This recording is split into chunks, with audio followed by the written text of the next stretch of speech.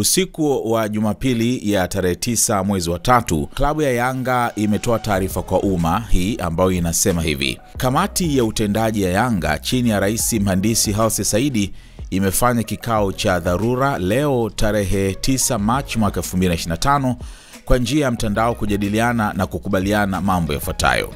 Kwanza, uongozi wa Yanga unatoa pole kwa wanachama, mashabiki, wapenzi na wadau wana michezo wa mpira wa miguu waliosafiri kutoka sehemu mbalimbali duniani na kushindwa kushuhudia mechi yetu dhidi ya klabu ya Simba iliyokuwa ifanyike jana tarehe 8 Machi mwaka 2025 katika uwanja wa Benjamin Mkapa.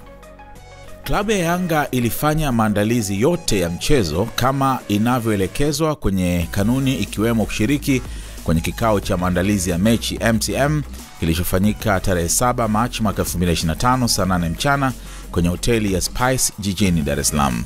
Kwenye kikao hicho ambacho kilihudhuriwa na klabu ya Yanga na Simba, wasimamizi wa mchezo ikiwemo mratibu wa mchezo, afisa usalama wa michezo, mtathmini, waamuzi, kamishna wa mchezo na watendaji wa bodi ya ligi, klabu ya Simba haikutoa taarifa ya kutaka kuutumia uwanja wa Mkapa siku moja kabla mchezo husika kwa ajili ya kufanya mazoezi kama kanuni inavyoruhusu. Katika hali ya kushangaza, usiku wa tarehe 7 Machi mwaka 2025, klabu ya Simba iliwasili katika uwanja wa Mkapa ikiwa na magari kadhaa kwa ajili ya kufanya mazoezi, huku wakifahamu hawakuwa wamefuata taratibu za kupata haki yao ya kanuni kama ilivyoainishwa kwenye taarifa ya bodi ya ligi, ikiwemo kuleta ombi hilo kwenye MCM, kuwasiliana na msimamizi wa mchezo, meneja wa uwanja wala timu mwenyeji ambayo ni Yanga. Mamlaka ya uwanja ilikataa kuwaruhusu kuingia ndani ya uwanja kwa sababu hakukuwa na taarifa wala maandalizi yoyote yaliyofanywa kwa ajili yao. Na baada ya kuwepo kwa sintofahamu hiyo, klabu ya Simba iliamua kuondoka uwanjani hapo. Usiku wa kuamkia siku ya mchezo tarehe 8 Machi mwaka 2025, klabu ya Simba ilitoa tamko rasmi la kugomea mchezo huo kwa kigezo cha kutopata nafasi ya kufanya mazoezi kwenye uwanja wa mechi, huku akielewa dhahiri hawakuwa wamefuata taratibu.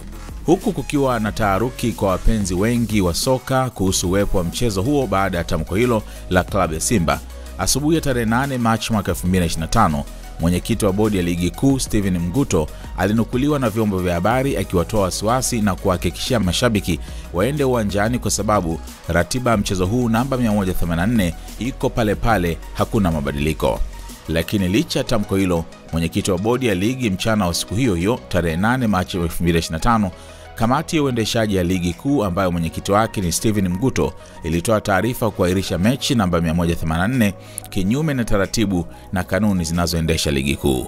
Kutokana na maelezo hayo hapo juu, ufuatao ndio msimamo wa kamati ya utendaji wa Yanga.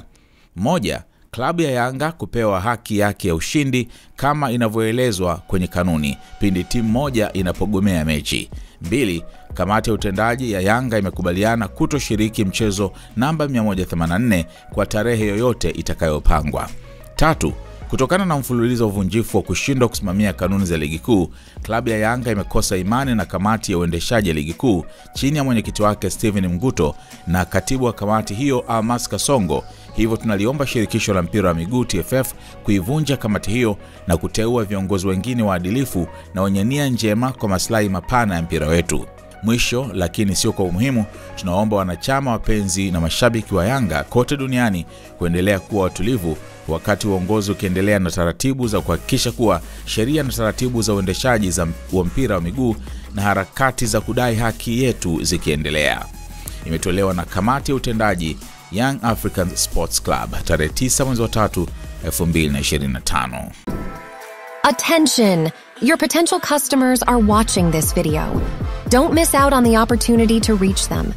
Advertise your business alongside their favorite content and convert them into loyal customers. Contact us now at info@snstz.com or WhatsApp 0659250389 to amplify your brand to the SNS family.